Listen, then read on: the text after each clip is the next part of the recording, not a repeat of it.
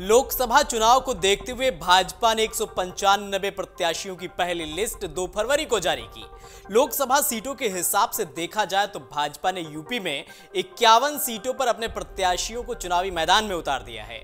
बाकी बची 29 सीट में से 24 सीट पर बीजेपी अपने उम्मीदवार उतारेगी। बाकी की 5 सीटों पर उसकी सहयोगी पार्टियां चुनाव लड़ेंगी।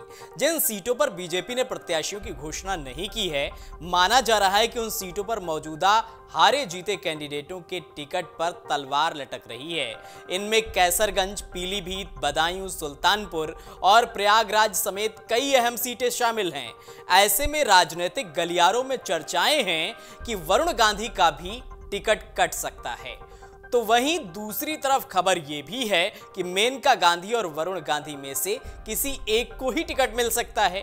पहली लिस्ट के बाद अब दूसरी लिस्ट का इंतजार है। कहा जा रहा है कि दूसरी लिस्ट में कई दिग्गजों का टिकट कट सकता है।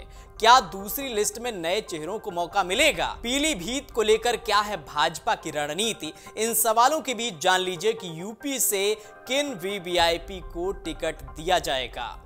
दरअसल भाजपा ने शनिवार को जारी की गई प्रत्याशियों की पहली सूची में उत्तर प्रदेश की जिन 51 सीटों के लिए उम्मीदवारों की घोषणा की है, उसमें से जीती हुई 44 सीटों पर सांसदों का टिकट नहीं कटा है, जिनमें पीएम मोदी वाराणसी से चुनाव लड़ेंगे। लखनऊ लोकसभा सीट से राजनाथ सिंह का टिकट बरकरार रखा गया है। मथुरा से हेमा मालिनी, इसके अलावा लखीमपुर खीरी घटना के बाद भी लखीमपुर खीरी से अजय मिश्रा टेनी, नोएडा से महेश शर्मा, आजमगढ़ से दिनेश लाल यादव, गोरखपुर से रवि किशन और अमेठी से स्मृति ईरानी को चुनावी मैदान में उतारा गया है। पहली सूची में एक और बात खास ये रही है कि भाजपा ने अपनी पहली लिस्ट में 34 केंद्रीय मंत्रियों को चुनाव मैदान में उतारने का फैसला लिया है। अब बात कर लेते हैं कि किनका किनका टिकट कट सकता है। बीजेपी ने अभी जिन सीटों पर उम्मीदवारों की घोषणा नहीं की है, उन पर पेच फंस गया है। सूत्रों की माने तो कैसरगंज से ब्रजभूषण शरण सिंह का टिकट कट सकता है।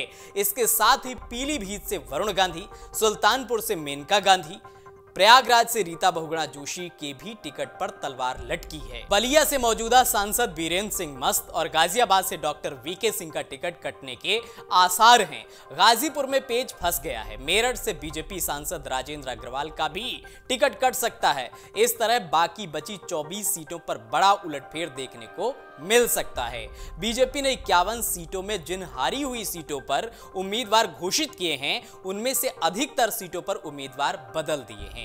इसलिए ऐसा माना जा रहा है कि बाकी बची हारी सीटों पर भी बीजेपी अपने उम्मीदवार बदल सकती है।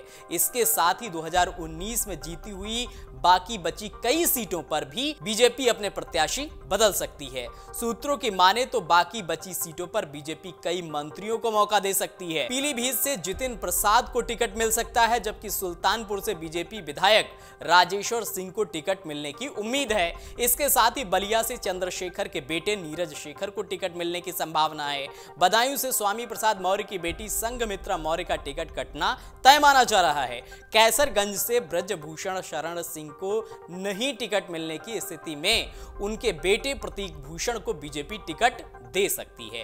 रायबरेली से सपा के बागी विधायक मनोज पांडे को बीजेपी चुनावी मैदान में उतार सकती है। इस तरह कई सीट ऐसी हैं जिनको लेकर सियासी बाजार गर्म है। अगर आप ये वीडियो YouTube पर देख रहे हैं तो हमारे चैनल को सब्सक्राइब करें और बेल आइकन को दबाना ना भूलें। अगर आप Facebook पर ये वीडियो देख रहे हैं तो हमारे पेज को लाइक करें।